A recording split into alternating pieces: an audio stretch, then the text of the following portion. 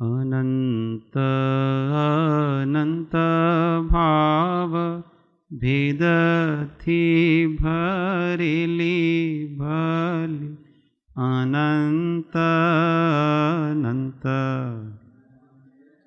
निक्षेपे व्याख्यानी छे सकल जगत ही कारिणी हारिणी मो तारिणी भवाब्धि चारिणी प्रामाणी छे उपमा आप्यानी जेने तमारा खविते व्यर्थ अपवाथी निजमा मपाई में मानी छे अहो राज चंद्रवाळ नथी पामताय जिनेश्वर ताणी जाणी तेणे जाणी छे गुरुराज ताणी जाणी तेणे नमो सिद्ध परमात्मने अक्षय बोध स्वरूप जेणे आत्मा आत्मरूप पर जाण्यू पर जेणे आत्मा आत्मरूप पर जाण्यू पर। ओम जय सद्गुरु।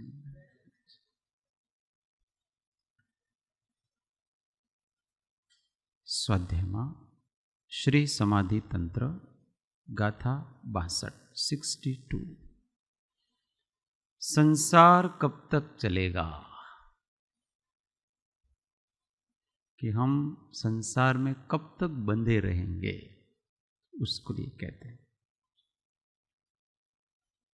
स्वबुद्ध्या यावद्गृह्णा यात् काय वाक्चेतसां त्रयम् संसारस्तावदेतेषां भेदाभ्यासे तु निवृत्ति स्वबुद्ध्या यावत् गृहिणा यात् काय वाक्चेतसां त्रयम् संसारस्तावदेतेषां भेदाभ्यासे तु निवृत्ति। सब साथ में स्वबुद्ध्या यावद्गृह्णात् काय वाक्चेतसां त्रयम् संसारस्तावदेतेषां भेदाभ्यासे तु निवृत्ति। गुजराती। ज्यां लगी मन वच काय ने आत्म रूप मनाय त्यां लगी छे संसार ने भेद थकी शिव था। बहुत सुंदर शॉर्ट में उपाय बताया है मोक्ष प्राप्ति का। यावत जब तक काय वाक चेतसाम त्रयम, काया वाणी और मन के त्रय को, मन शरीर कहीं लिखा तो नहीं है, हाँ मन बराबर, मन के त्रय को स्वबुद्धिया आत्मबुद्धि से ग्रहणयात स्वीकारेगा तावत तब तक संसार अर्थात चतुर्गति में परिभ्रमण होगा। तो लेकिन एतेषाम इनके भेदाभ्यासे भिन्न बने का अभ्यास होने पर निर्वृत्ति ही निर्वाण होगा। तो कहते हैं कि ये जो जीव है, संसारी जीव, वो योग और उपयोग का संगम है। योग परद्रव्य है, उपयोग स्वद्रव्य है। उस स्व और पर को जब अलग करेगा तो मुक्त होगा। योग क्या है? मन, वचन, काय की प्रवृत्ति। ये मन है, वचन और काय, ये योग है। और उपयोग है वो उनका दृष्टारूप है, वो जीव है। परंतु अनादि काल से इस जीव के साथ ये तीनों लगे हुए हैं। अनादि से पहले तो ये जीव निगोद पर्याय में था, तो काय का योग उसको पहले से ही है, शरीर पहले से ही है। 5 प्रकार के शरीर हैं, उसमें कार्बन, तेजस और औदारिक, इनका योग तो इसको पहले से ही है। निगोद में भी कार्बन शरीर है, तेजस शरीर है और औदारिक शरीर है। फिर आगे वहां केवल योग में ये काय योग है। अब जैसे जैसे आगे आएगा, एक इंद्रिय है वहां पर, काय योग तो है ही। फिर आगे जैसे जैसे आएगा तो 2 इंद्रिय होगा, तो फिर उसको वाणी का योग, वचन का योग भी मिलेगा। और ऐसे करते करते करते करते फिर वो पंचेंद्रिय सैनी बनेगा, संगनी, तो उसको मन का योग होगा। तो ये उसी को अपना मानता है। और क्योंकि बाहर की अभिव्यक्ति योगों की है, उपयोग तो पृष्ठभूमि में है। वास्तव में देखा जाए तो प्रत्यक्ष उपयोग है, परोक्ष योग है। दृश्य परोक्ष है, दृष्टा प्रत्यक्ष है। पर इस जीव को ऐसा लगता है कि दृश्य प्रत्यक्ष है, दृष्टा परोक्ष है। देखो, दृश्य को जानने के लिए किसकी जरूरत है अपने को? आंख की। उनको कोई भी जानना है तो आंख की जरूरत है। और जो आंख के द्वारा जाना जाता है वो परोक्ष ज्ञान है कि प्रत्यक्ष ज्ञान है? परोक्ष ज्ञान है, क्योंकि उसमें निमित्त की, अभी आंख नहीं हो और आंख भी हो और प्रकाश नहीं हो तो भी नहीं जान सकता। तो उसको प्रकाश की भी जरूरत पड़ती है, आंख की भी जरूरत पड़ती है, अनेक प्रकार की उपात्त अनुपात्त दोनों प्रकार के निमित्तों की उसको जरूरत पड़ती है। परंतु अगर केवल उसको दृष्टा का अनुभव करना है तो उसको आंख की जरूरत है क्या? मैं हूं इस बात का अनुभव करना है तो उसको आंख की भी जरूरत नहीं है, लाइट की भी जरूरत नहीं है अनुभव करने के लिए। और बाकी बाहर देखना है तो उसको जरूरत पड़ती है। परंतु क्या है कि इसकी आदत अनादि से बाहर देखने की पड़ गई है, इसलिए बाहर क्या दिखेगा? शरीर दिखेगा। फिर भाषा है तो वाणी, तो ये बोलता है अंदर से, उसके साथ भी आत्मबुद्धि होगी।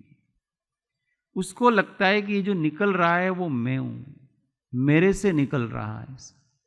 पर भाषा वर्गणा के पुद्गल अलग हैं और उपयोग चैतन्य अलग है। क्योंकि अगर भाषा वर्गणा हम हो तो जो हम नहीं बोलें उसी समय हम नहीं रहने चाहिए। परंतु जब हमारे शब्द नहीं निकलते हैं तब भी हम होते हैं। और अगर हम ऐसा माने कि हम शरीर हैं तो ये शरीर जब नहीं रहता है तब हम भी नहीं रहने चाहिए।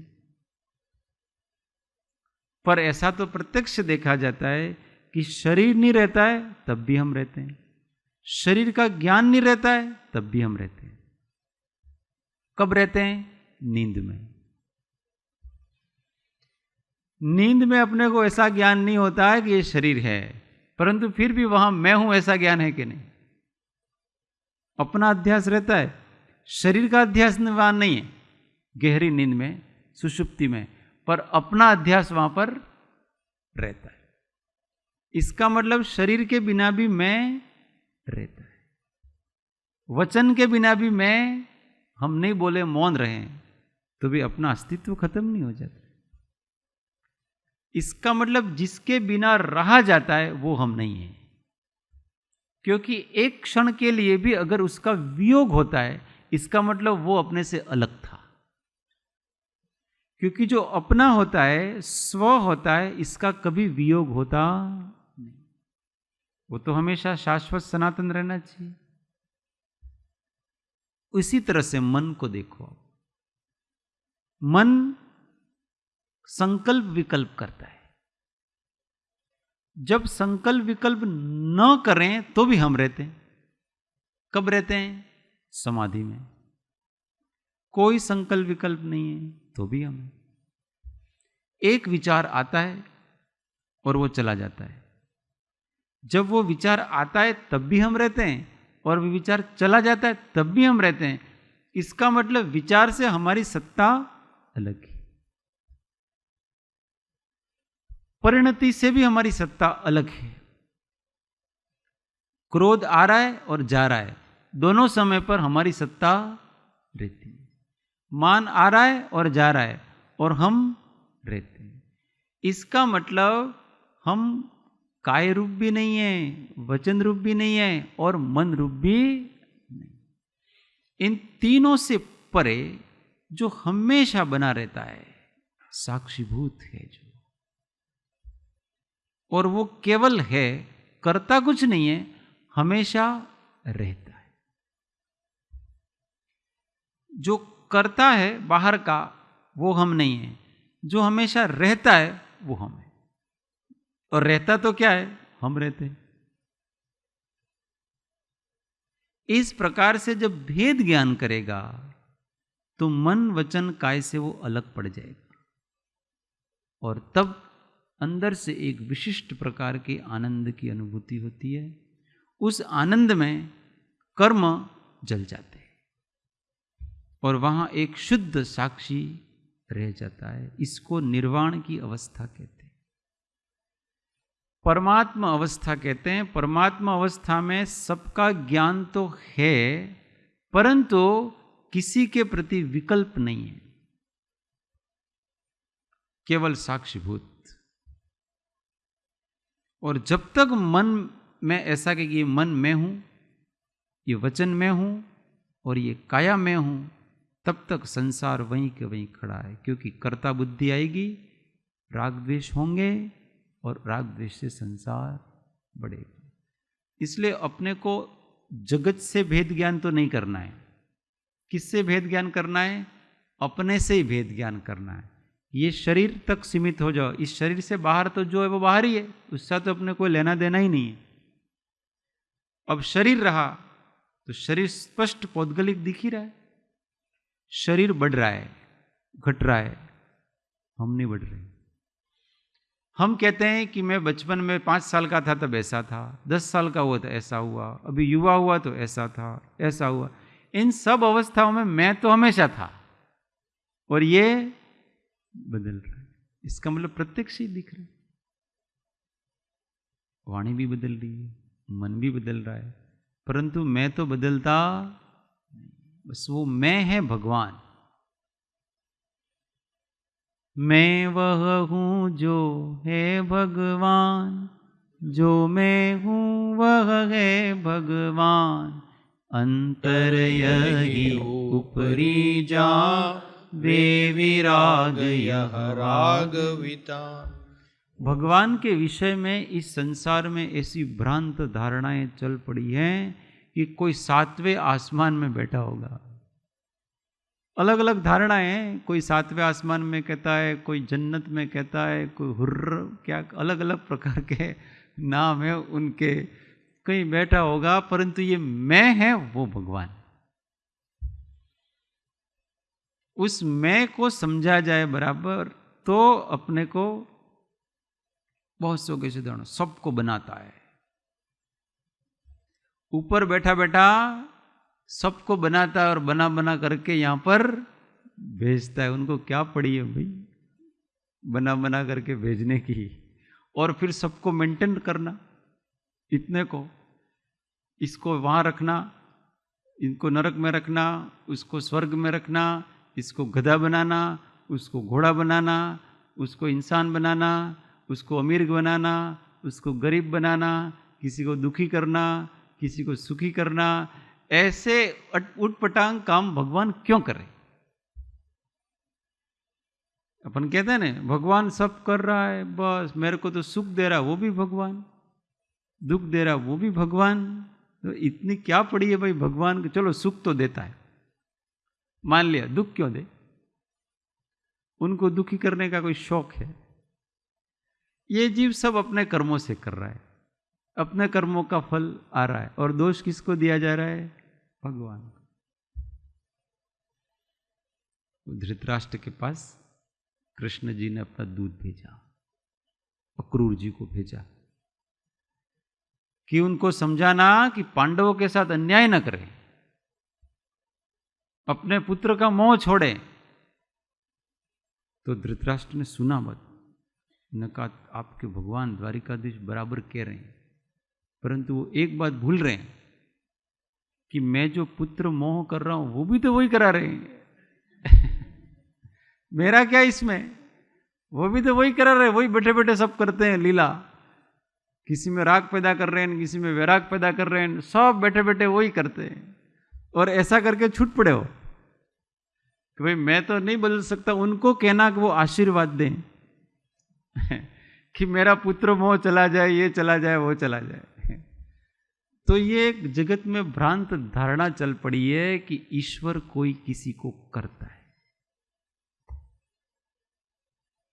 आज तक उस कर्ता ईश्वर को किसी ने नहीं देखा। कहते हैं बस तो वो भगवान ऐसे है, भगवान देखा किसी ने नहीं। एक रमण महर्षि के पास एक विदेशी महिला आई और उसने अपना अनुभव बताया कि महाराज मेरे को, भगवान स्वामी जी कहते हैं, स्वामी जी मेरे को शिव जी के दर्शन होते हैं।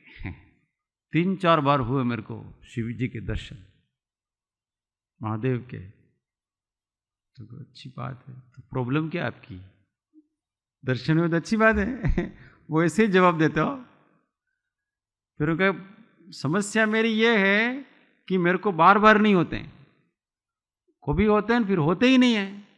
जब होते हैं तो मेरे को बड़ी प्रसन्नता होती है, पर फिर नहीं होते तो मैं तड़पती रहती हूँ कि ऐसे दर्शन मेरे को फिर से कब होते, कब होंगे। तो उन्होंने पूछा आपको कैसे दर्शन होते ये तो बताओ।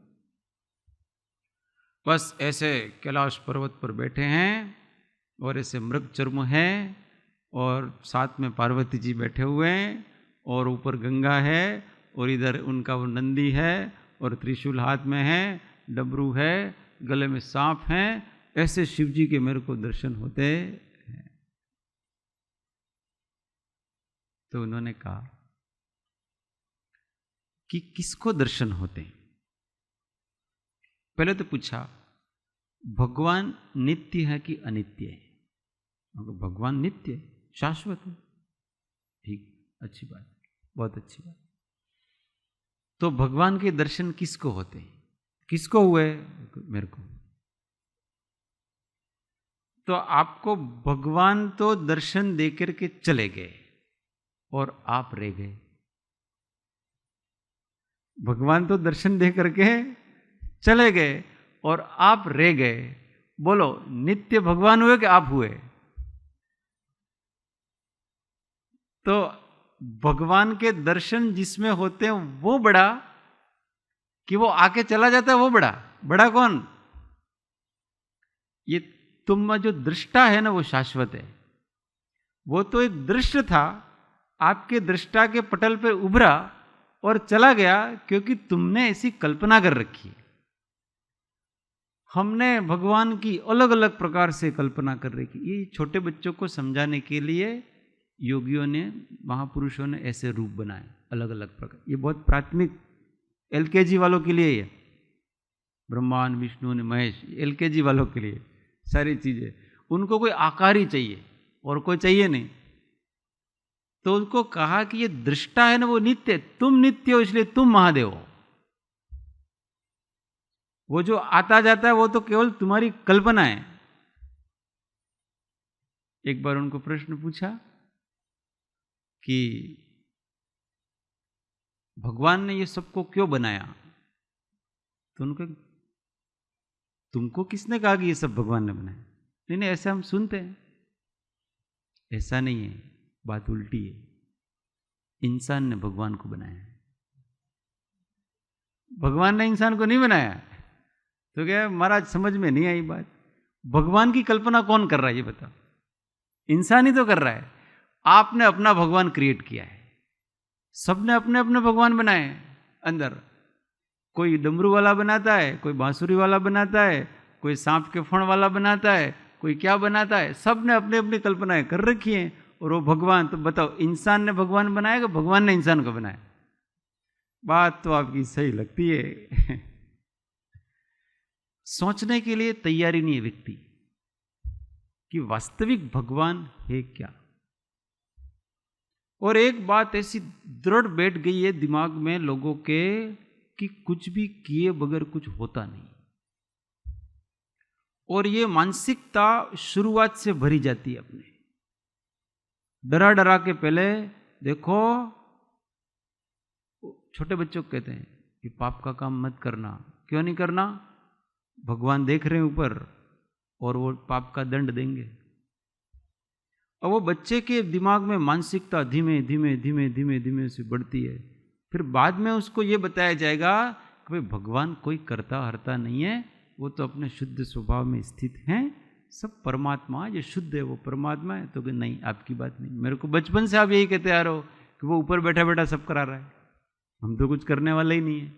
ऐसे हम संस्कार भर देते हैं और फिर उस सत्य की बात आती है, वो सत्य स्वीकार करने को तैयार नहीं। पहले से ही सत्य बताया जाए कि तुम जो कर रहे हो ना उसका फल तुमको मिलेगा। भगवान को बीच में लाने की क्या जरूरत है उसमें? परंतु व्यक्ति को ऐसा है कि कोई करेंगे नहीं तो होगा ही नहीं। परंतु वास्तविकता यह है कि यहां सब ऑटोमेटिक हो रहा है। स्वचालित ये सारी सृष्टि है, उसमें कोई सुपर पावर नहीं है। और यहां का प्रत्येक द्रव्य सुपर पावर है। सब अपने हिसाब से चल रहा है। अधिष्ठान सब अपने के अपने ही अधिष्ठान। उत्पाद व्यय द्रव्य युक्तम सत, इसी में उन्होंने ब्रह्मा विष्णु महेश की कल्पना की। हम ही अपनी पर्यायों को उत्पन्न कर रहे हैं, इसलिए हम ही कौन है? ब्रह्मा। अपनी पर्याय स्वयं ही नष्ट कर रहे हैं, हो रही है। नष्ट क्या कर रहे हैं? हो रही है। प्रत्येक परिणति नष्ट हो रही है, इसलिए हम ही महेश हैं। और हम ही अपने स्वरूप में सब जगह व्याप्त हैं, इसलिए हम ही विष्णु हैं। अभी कोई ब्रह्मा विष्णु महेश नाम के कोई तीन व्यक्ति नहीं है, ये तीन शक्तियां हैं। और वो तीनों शक्ति आत्मा में, आत्मा ही इस त्रय रूप हो रहा है। ये अंतिम सत्य। पर नहीं, उसी बात को अभी उदाहरण देते हैं। कैसे उदाहरण देते हैं? अच्छा, भगवान नहीं हो, भजन में बोलते हैं ना, भगवान नहीं हो तो गाय घास खाती है, पानी पीती है। पानी पीती है तो उसका दूध बनता है। पिया तो पानी, गाय दूध पी के दूध नहीं देती है, पानी पी के ही दूध देती है। दूध किसने बनाया? फिर अज्ञानी संत भी ऐसे ही समझाते हैं उनको, भोले भाले लोग होते हैं। तो देखो, इसका मतलब अंदर कोई न कोई ऐसा बनाने वाला भगवान है।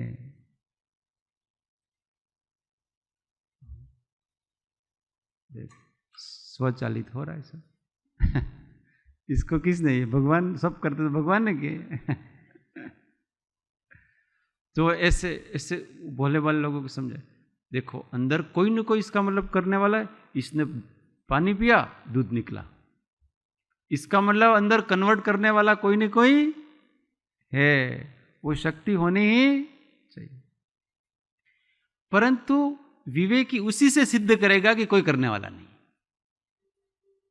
हम भोजन करते हैं और उसी भोजन से क्या क्या बनता है? खून भी उसी से बन रहा है, हड्डियां भी उसी से बन रही हैं, सब उस भोजन से ही निर्माण हो रहा है। कौन कर रहा है बता? भगवान कर रहे हैं।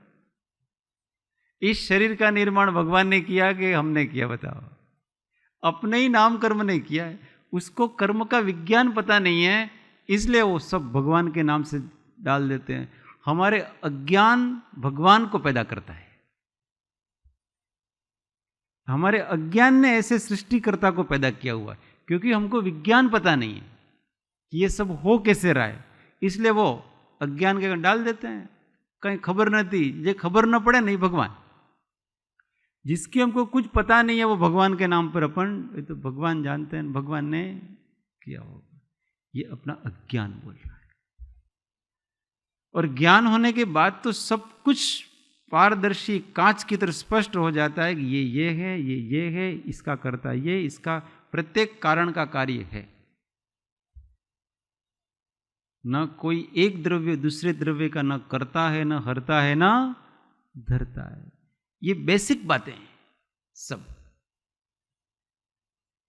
और जब तक ये बेसिक बातें ही समझ में नहीं आएगी, तब तक वो गोल गोल गोल गोल घूमता रहता है, और फिर सब जिम्मेदारी दूसरे पे डालेगा, खुद अपने ऊपर कुछ नहीं लेगा। मैं जो परिणाम करूंगा उसका फल मुझे भोगना है।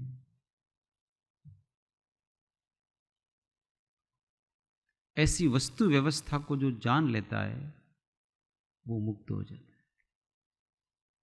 और वस्तु व्यवस्था को नहीं जानता है वो आस्तिक और नास्तिक के लोग। आस्तिक किसे कहते हैं पता है लोग? जो भगवान ने इस सृष्टि को बनाया है और भगवान इस सृष्टि को चला रहे हैं, ऐसा जो मानता है वो आस्तिक। और नास्तिक किसको कहा उन्होंने? कि जो इस प्रकार से नहीं मानता उसको नास्तिक। ये परिभाषा ही गलत है मूल से। वो काल्पनिक जिसको कभी देखा नहीं, जिसको कभी अनुभव नहीं किया, उसको मानना, उसका नाम वो आस्तिक के कहते हैं। पर प्रत्यक्ष जो स्पष्ट दिख रहा है वस्तु व्यवस्था, उसको नहीं। तो जो वस्तु व्यवस्था को जानता है उसको आस्तिक कहते हैं। जो अव्यक्त भगवान को मानता है उसका नाम आस्तिक की नहीं, तो वो तो अंधी श्रद्धा है मात्र। पर कहते हैं आप है ना, इसके ऊपर कोई प्रश्न नहीं उठाया जाए, ऐसा करके। और वो बताते भी ऐसे हैं कि देखो ये तो शास्त्रों में इस प्रकार का लिखा गया है, अपने को ज़्यादा प्रश्न नहीं करना, नहीं तो नरक में जाएंगे। और सोचने ही नहीं देते हैं भगत को, और अंधा बना करके रखते हैं और अपना काम निकालते हैं। जो वस्तु व्यवस्था का ज्ञानी है वो आस्तिक है, वो आस्थावान है। जो जैसा है वैसा जानना और उसके ऊपर विश्वास करना, उसका नाम आस्तिक के कहलाता। काल्पनिक वस्तुओं पर विश्वास करना, इसका नाम कोई आस्तिक के होता नहीं है। बात चल रही थी मैं। इस मैं की खोज की जाए तो परमात्मा मिलेगा। हम परमात्मा का साक्षात्कार लोगों को करना है, पर जब तक स्वात्मा का साक्षात्कार नहीं होगा तब तक परमात्मा का साक्षात्कार कैसे हो? सामान्य लोग को शब्द अच्छा लगता है परमात्मा ये वगैरह, परंतु वो परमात्मा वास्तव में दूसरी जगह कहीं है ही नहीं। वो मैं है, वही भगवान है। निरंतर इस मैं की खोज की जाए, हमको समझ में आता जाएगा ये परमात्मा क्या है, मोक्ष क्या है वगैरह। કૃપાળુદેવ કહે છે કે મોક્ષ થતો નથી, મોક્ષ સમજાય છે। हम कहीं मुक्त नहीं होंगे, हम केवल अपने स्वरूप में समा जाएंगे, क्योंकि हमको किसी ने बांध ही नहीं रखा है। किसी ने बांध रखा हो तो मुक्त हो ना। सब अपनी अपनी जगह है, बस हम अपनी जगह अपना उपयोग नहीं है। हमारा ध्यान दूसरी दूसरी जगह है और उसके प्रभाव में आकर के हम उसके बंधन में पड़ते हैं। जबकि ये शरीर शरीर की जगह है, कर्म कर्म की जगह है, उदय उदय की जगह है, और मैं अपने प्रदेशों में। मैं हूं, पर है, सीधी सी बात है।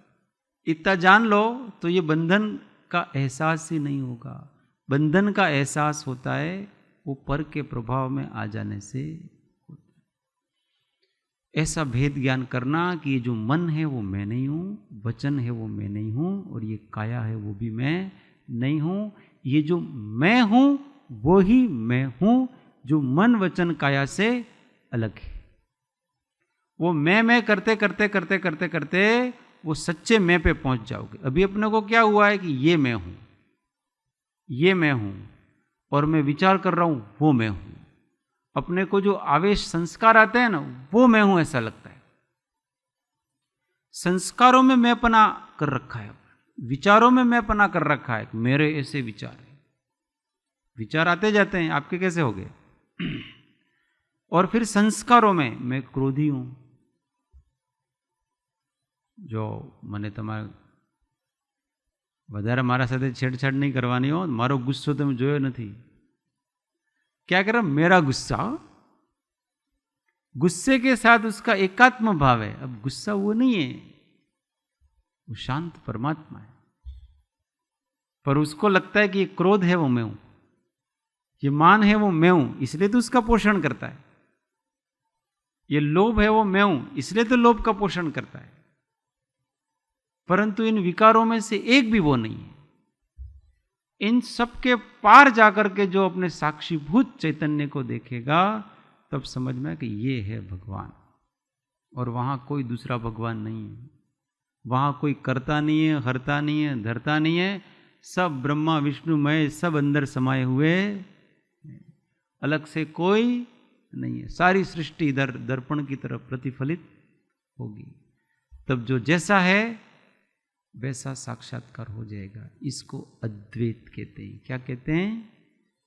अद्वैत। अद्वैत ये अंतिम विचार है, ये अंतिम सत्य है, और ये सबका अपना स्वभाव है, सबका अपना स्वरूप है। बाकी सब आते जाते रहते हैं, चैतन्य अकेला साक्षीभूत चैतन्य हमेशा रहता है।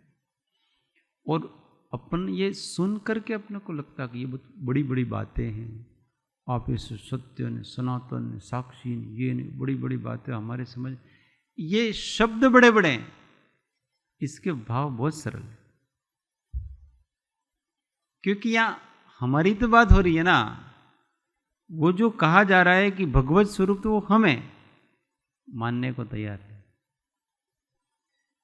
वो सीधी सी बात है। शांत हो, और शांत होकर के, जैसे पानी है ना, वो हवा के कारण से चंचल होता है, तो उस पानी में अपना प्रतिबिंब नहीं दिखता है। परंतु शरद ऋतु में जब हवा चलना बंद हो जाती है और पानी ठहर जाता है, तो अपना प्रतिबिंब उसमें दिखता है। हम जैसे हैं वैसे दिखते हैं। ऐसे समस्त इच्छाओं का निरोध करके, समस्त चिंताओं का निरोध करके, समस्त शंकाओं का निरोध करके, निर्भय होकर के, शांत होकर के बैठें, कोई विकल्प न करें। और उस समय, उस शांत दशा में जिसकी झांकी होती है, वो अपना स्वस्वरूप है, वो ही परमात्मा है। उसके अतिरिक्त और कोई परमात्मा नहीं, और बाकी सब उसी में है। सारा जगत उसी में समाया हुआ है। निर्वाण की प्राप्ति करनी है तो इस प्रकार के आत्मज्ञान की प्राप्ति जरूरी है, उसका अभ्यास किया जाए। ये कहते हैं भेदाभ्यास से भिन्न पने का अभ्यास होने पर निर्वृत्ति, निर्वाण होगा। वहां केवल एक चैतन्य अपने विलास के साथ प्रस्फुटित हो रहा है।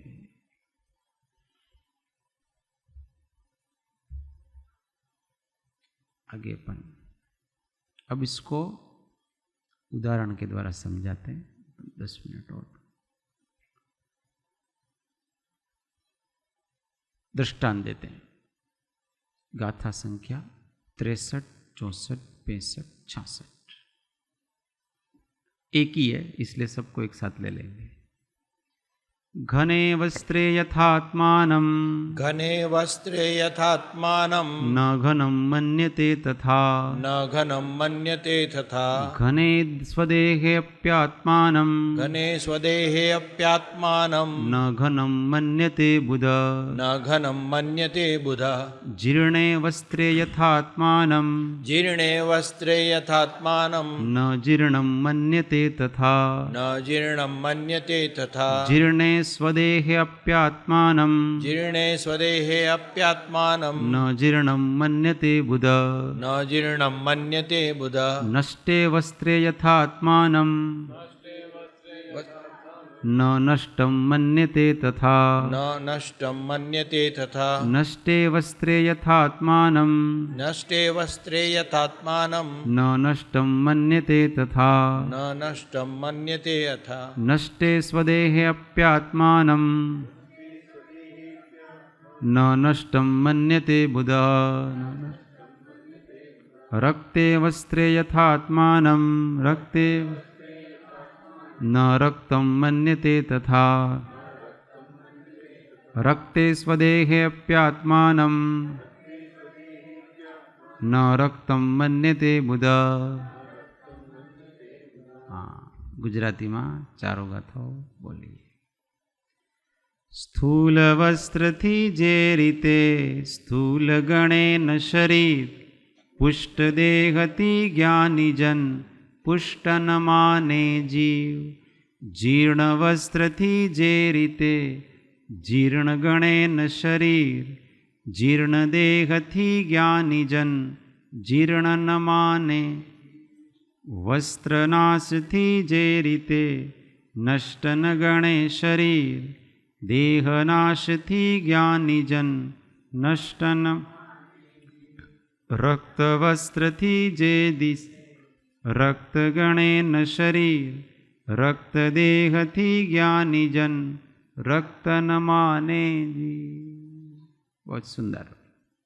तो कहते यथा जिस प्रकार बुध समझदार मनुष्य वस्त्रे घने कपड़ा मोटा होने पर आत्मानम अपने को घनम न मन्यते मोटा नहीं समझता है. मोटा कपड़ा पहना तो अपने को मोटा नहीं समझते. तथा उसी प्रकार बुध अंतरात्मा स्वदेहे घने भी अपना शरीर मोटा होने पर भी आत्मानम आत्मा को घनम न मन्यते मोटा नहीं समझता है. शरीर कितना भी बड़ा हो पर आत्मा उससे बड़ा होता नहीं है. उसी प्रकार दूसरा दृष्टांत देते हैं कि यथा जिस प्रकार बुध समझदार मनुष्य वस्त्रे जीर्णे कपड़ा पूरा न होने पर आत्मानम अपने को जीर्णम न मन्यते पुराना नहीं समझता है. तथा उसी प्रकार बुध अंतरात्मा स्वदेहे जीर्णे अपि अपना शरीर पूरा न होने पर भी आत्मानम आत्मा को जीर्णम न मन्यते पुराना नहीं समझता है. उसी प्रकार और आगे कहते हैं 65 नंबर में यथा जिस प्रकार बुध समझदार मनुष्य वस्त्रे नष्टे कपड़ा नष्ट होने पर आत्मानम अपने को नष्टम न मन्यते नष्ट नहीं समझता तथा उसी प्रकार बुध अंतरात्मा स्वदेहे नष्टे भी अपना शरीर नष्ट होने पर भी आत्मानम आत्मा को नष्टम न मन्यते नष्ट नहीं समझता. और कहते हैं यथा जिस प्रकार बुध समझदार मनुष्य वस्त्रे रक्ते कपड़ा रंग लिप्त होने पर आत्मानम अपने को रक्तम न मन्यते रंग लिप्त हुआ नहीं समझता उसी प्रकार बुध अंतरात्मा स्वदेहे रक्ते भी अपना शरीर रंग लिप्त होने पर भी आत्मानम आत्मा को रक्तम न मन्यते रंगा हुआ नहीं समझता. ये ज्ञानी का चिंतन है, चिंतन नहीं अनुभवन है, श्रद्धा है. शरीर भले दुबला हो कि पतला हो पर ये जो शरीर दुबला पतला है तो मैं दुबला पतला. कपड़े फटे पुराने हो कि कैसे भी हो अथवा शरीर पुराना हो जाए पर मैं पुराना वृद्धावस्था में हो जाता है ऐसा, उत्साह कम पड़ जाता है और अपने को लगने लगता है આપણે તો કંઈ ના કરી શકીએ, કેમ ઘરડા થઈ ગયા છે। ये बुढ़ापा एक मानसिकता है। बूढ़ा कौन हो रहा है? शरीर, इंद्रियां, ये सब जीर्ण हो रही है, पर उसमें जो चेतना है वो कोई जीर्ण शीर्ण होती। वास्तव में जो उत्साह है वही युवावस्था है और ये जो अनुत्साह है वही वृद्धावस्था है। युवाओं को बहुत सौ को देखते हैं, वो भी लटके हुए चेहरे होते हैं, निस्तेज चेहरे, कहीं नहीं अमन कहीं था तो डिप्रेशन में આવી ગયા છે બધા, तो वो बूढ़ा हो गया है। और अगर उत्साह है तो आप हमेशा जवान है, क्योंकि वीर्यवान आत्मा है, वीर्य से उत्साह जागता। तो अपना शरीर भले कैसा भी बूढ़ा हो गया होगा, कुछ भी हो गया, पर हम बूढ़े हुए नहीं।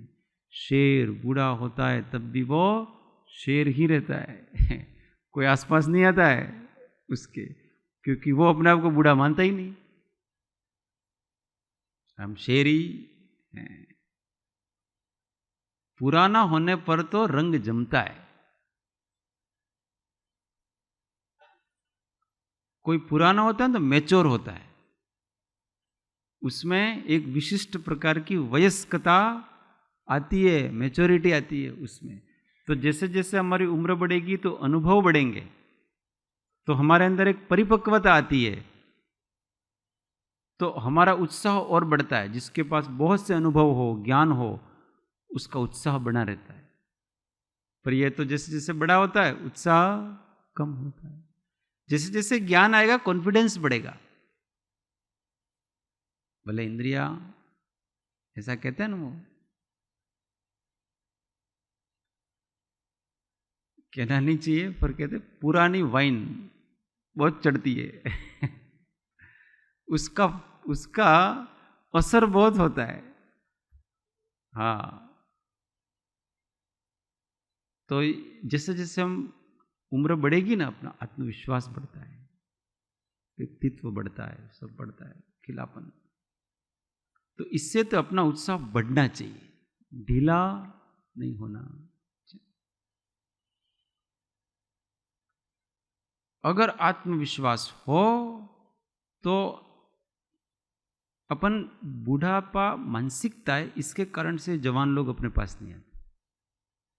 और अगर आप जवान ही उत्साह रखो तो आपके पास जवान घूमते रहेंगे, बच्चे भी आपके पास आएंगे, सब आएंगे। जवानी अपने अंदर होनी चाहिए।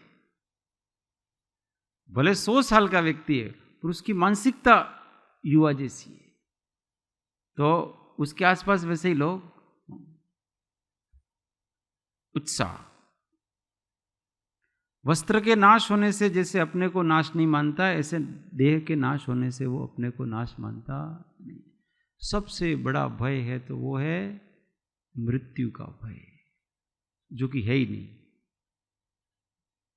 कल्पना है एकमात्र, क्योंकि मृत्यु तो होती ही नहीं। किसकी मृत्यु हो? मृत्यु का मतलब व्यक्ति नाश समझता है कि मेरा नाश हो जाएगा। किसका नाश होगा? न शरीर का नाश होता है, न आत्मा का नाश होता है। आत्मा दूसरा शरीर धारण करती है और ये शरीर अपने मूल अवस्था में दूसरे पार्टिकल्स में बदल जाता है। न किसी भी पदार्थ का नाश नहीं होता है। जो द्रव्य इस सृष्टि में है वही है, नया उत्पन्न कुछ नहीं होता है, केवल उसकी पर्याय। तो ये शरीर है वो किसी दूसरे रूप हो जाएगा, इसका भी नाश नहीं है, आत्मा का भी नाश नहीं है। बस दो मिले हुए थे, उस समय वो अलग ही थे पर मिले हुए थे, अब वो थोड़े अलग हो रहे हैं। बस इसी का नाम मृत्यु कहलाती है, वास्तविकता नहीं। फिर भी डरते हैं। તમે કહો છો એ આમ વાત બરાબર છે, પણ એ તો તમારે મોત આવશે તો ખ્યાલ ત્યારે ખબર પડશે। તમે અત્યારે કોઈ ગડપણ ન, પણ તમે જ્યારે ગરડા થશો ત્યારે તમને ખ્યાલ આવશે। सर्वथा ऐसा नहीं है। लाल वस्त्र थे, जैसे अपने को लाल नहीं मानता है, उसी प्रकार से वो कोई शरीर का रंग अलग हो, काला हो, तो वो अपने आप को काला नहीं मानता है ज्ञानी। आत्मा काला भी नहीं है, गोरा भी नहीं है, कुछ भी नहीं।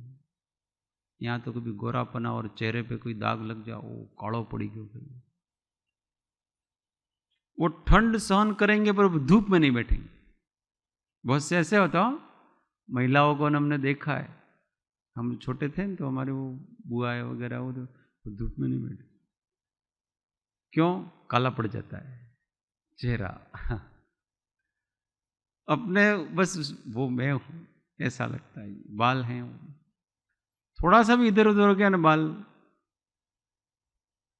बाल दाढ़ी हर चीज में उसको ऐसा लग रहा है कि ये मेरे। एक कोई प्रवचनकार स्वाध्यायकार, हम साथ साथ ही स्वाध्याय करने गए तो बहुत अच्छा प्रवचन किया। वो शरीर आत्मा से भिन्न है, ऐसा है वैसा है। फिर एक जगह रुके और गाड़ी रुकी तो सबको वॉशरूम जाना था, वॉशरूम गए, वो भाई साहब भी वॉशरूम गए और फिर थोड़ी देर हो गई तो मैं भी गया। तो फिर वो अंदर बाल संवार रहे थे। उन्होंने एक छोटा सा कांच रखा था और उसमें से बाल संवार रहे थे। मेरे को आश्चर्य हुआ और उनके बालों को कुछ नहीं हुआ था, अच्छे ही थे, बराबर ही थे। अब देखो व्यक्ति बात क्या कर रहा है और कितनी आसक्तियां पड़ी हुई है।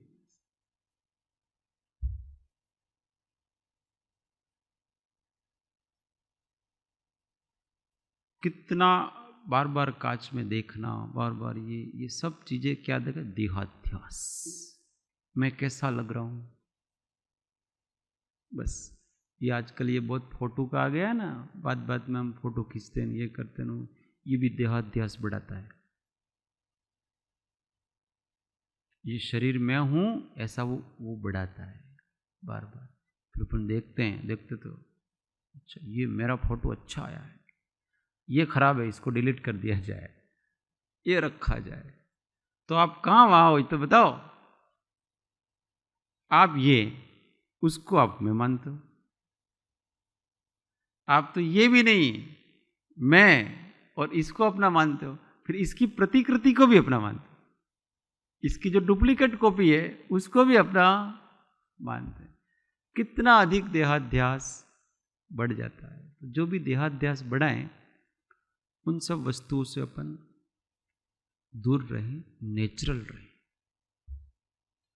सौंदर्य हमेशा स्वाभाविक होता है।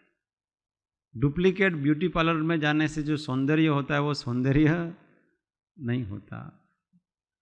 इसलिए येन केन प्रकारेण एक बार अपने को इस देह से भिन्न अनुभव करने का पुरजोर से प्रयत्न करना चाहिए। एक बार हमको अपने आप को, हम देह से जैसे म्यान और तलवार अलग है वैसे ही आत्मा और शरीर अलग है, ऐसी अनुभूति हो गई, फिर ये सब चीजें नहीं, फिर तो हमेशा वो प्रतीति बनी रहती है। हूँ छूँ आत्मा संपरमात्मा, हूँ छूँ आत्मा,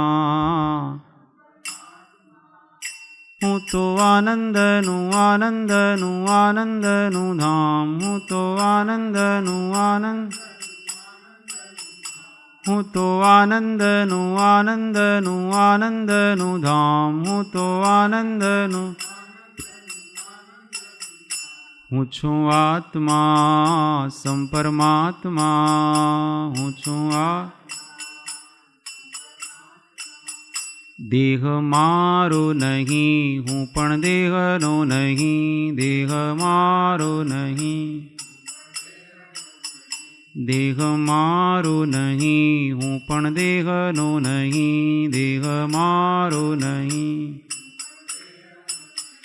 अशरीरी आनंद घन आत्मा, अशरीरी आनंद,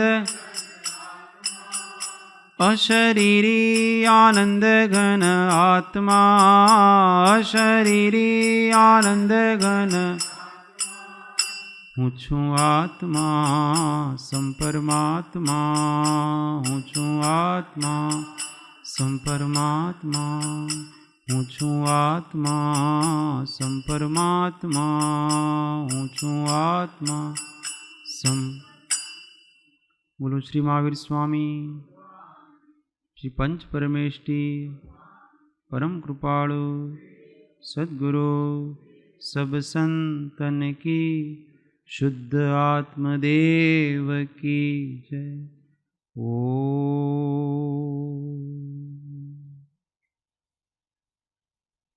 सूत्र सौ साथी। हूँ आत्मा छूँ आपनो सौनो मित्र छूँ। हूँ आत्मा छूँ आपनो સૌનો મિત્ર છું, હું આપનો સેવક છું, સૌનો મિત્ર છું। જય સદ્ગુરુ।